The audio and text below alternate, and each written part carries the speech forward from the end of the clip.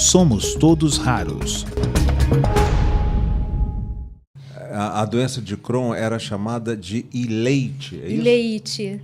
Ileite. Ileite indeterminada. Que era uma enterite regional, era chamada também de enterite regional ou colite. Colite eu me lembro, em criança, alguém falava, tá com colite. Inflamação no intestino. No intestino, né? Pois bem. E aí, para reduzir essa confusão, o termo doença de Crohn foi usado. Em homenagem à pessoa que identificou mesmo a doença. O Dr.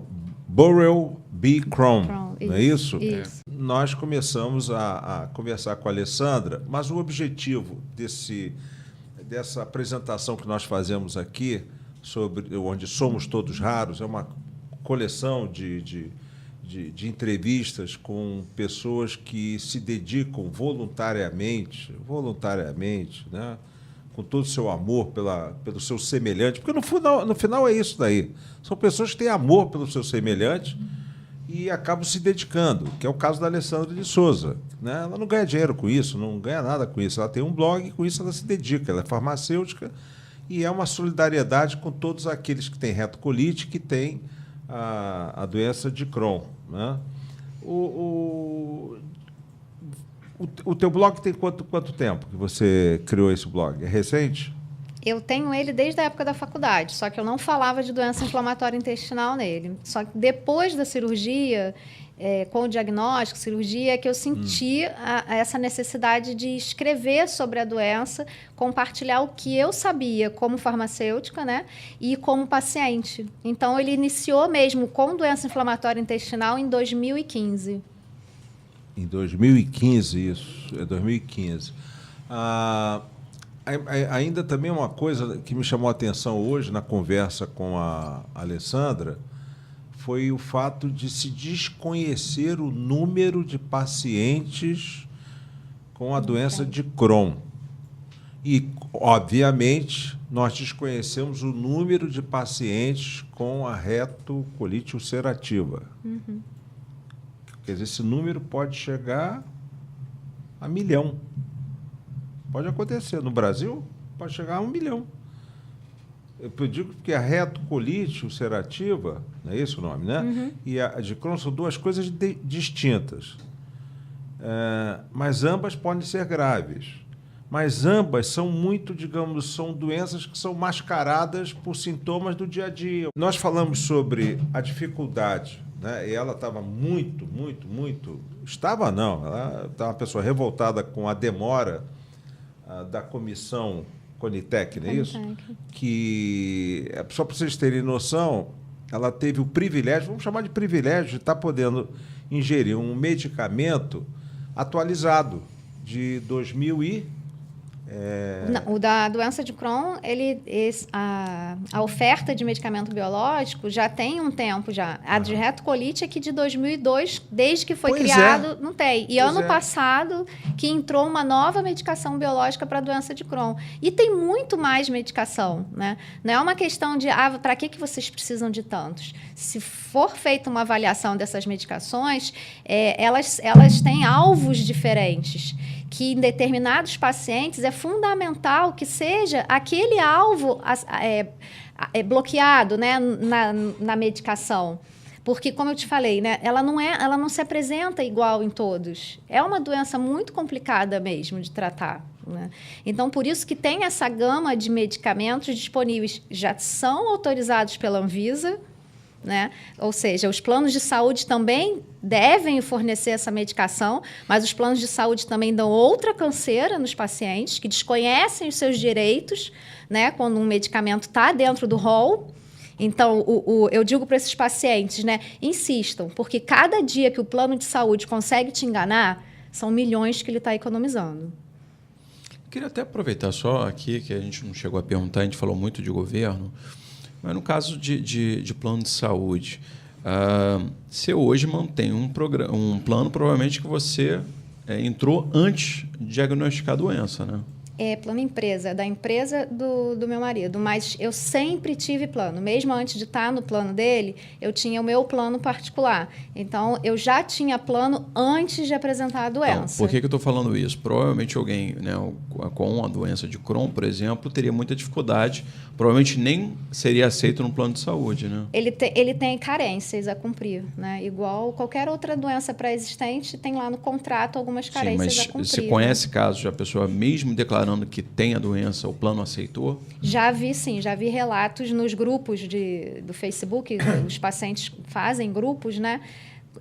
E eu já vi eles explicando um ao outro, né? Você deve dizer até, porque se porque senão fica diagnóstico um facilmente problema mais grave. Descredencia também, Isso, né? Então, tem que falar a verdade. Exatamente. Aí ele vai cumprir uma carência, não é legal, mas será que pode mudar isso? Eu não sei. Seria interessante, porque há uma necessidade, né, de atendimento, vão ser exames caros que ele vai precisar fazer. Quem sabe o plano poderia até dar um desconto para esse paciente durante essa carência, né? Até para fidelizar, né? Eu acho que é importante para os dois lados, né? Não é só para o paciente, para o próprio plano mesmo. E você conhece, assim, dentro desses fóruns, né, de Facebook, de redes sociais, você conhece episódios de pessoas que tiveram a adesão a um plano de saúde negada ao declarar que tem portador da doença? Não, eu não vi nada Isso parecido. não é um problema em tese. O único problema realmente é a carência, então. Sim, a carência que eles vão ter que falar que tem, né? Mas eu vou te falar, hoje em dia é raro você ver um paciente dizendo que está iniciando um plano de saúde.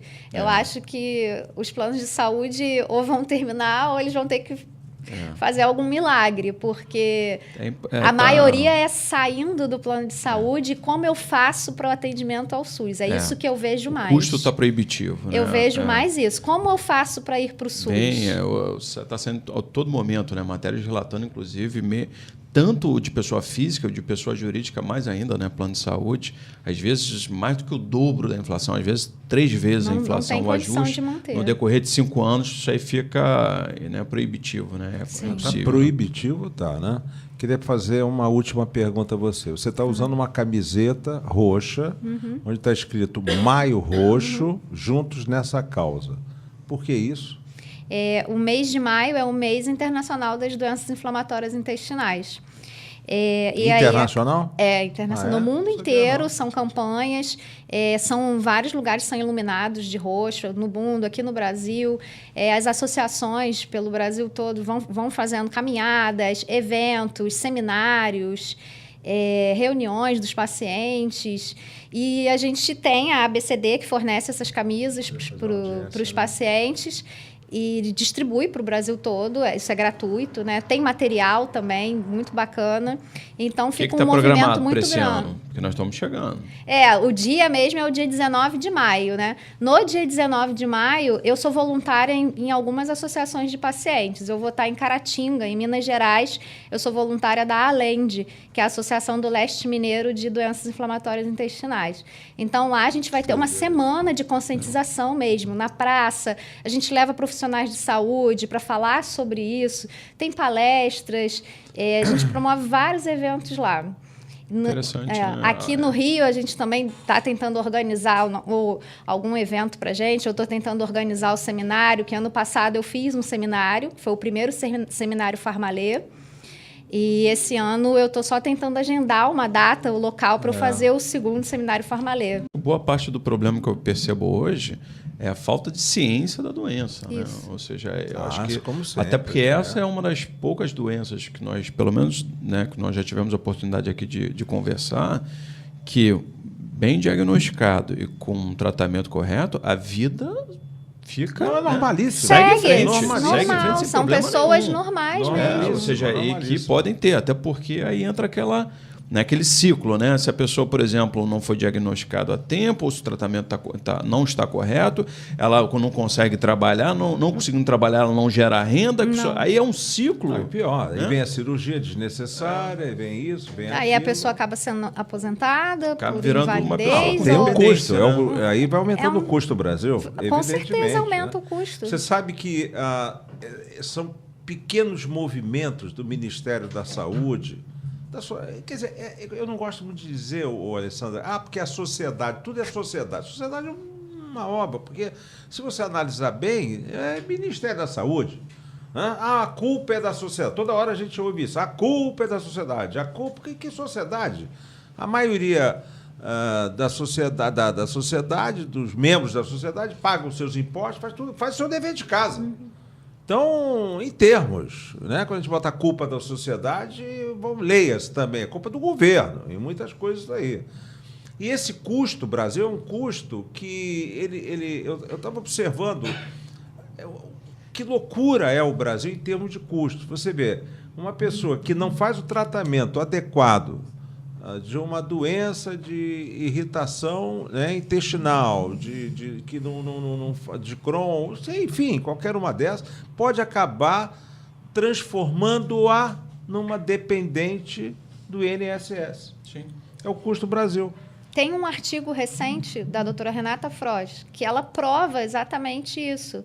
O quanto que um paciente tem o custo elevado quando ele não recebe tratamento e quando ele passa pela reabilitação também. Sim, se ele não recebe essa reabilitação, o custo que isso... Ou seja, o quanto além isso é elevado. obviamente, do fator humanitário, Sim. até financeiramente é burrice não se atentar, né, para rever esses A procedimentos. inserção de volta do indivíduo ao trabalho. Ele quer Primeiro voltar, ele, não, isso que eu né? tô falando, primeiro humanitário, né? Ou seja, a pessoa ter o Exatamente. direito a ter uma vida Normal. né, normal. Primeiro isso. E segundo, para o próprio, né, vamos dizer assim, olhando, né, agora o olhar do Estado, também não está inteligente, né? Economicamente Não, burrice, tá, né? não tá. É burrice, Não economicamente tá. é burrice. Esse artigo mesmo, depois eu te mando também, Eu ele é agradeceria, excelente, né? excelente o artigo dela.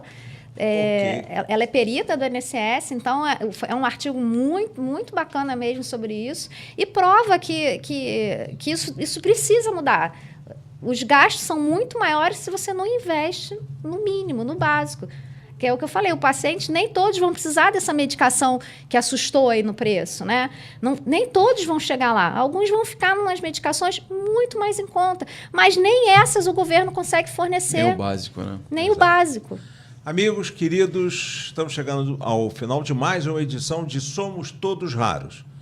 Eu quero agradecer a vocês, eu, Átila Nunes, o Átila Alexandre Nunes, e hoje nós recebemos a nossa querida Alê, olha a intimidade, né? Que é a Alessandra de Souza, que pilota o blog Farmalê. Farmalê, né? Farmalê. Farmalê, É que aqui no Rio o Alê é mais forte, né? A Alê é mais forte. Lá né? no Sul, que é onde eu conheço um monte de gente, o pessoal fala Ali. É isso aí. Vamos ver se a gente nós estejamos ainda juntos em maio.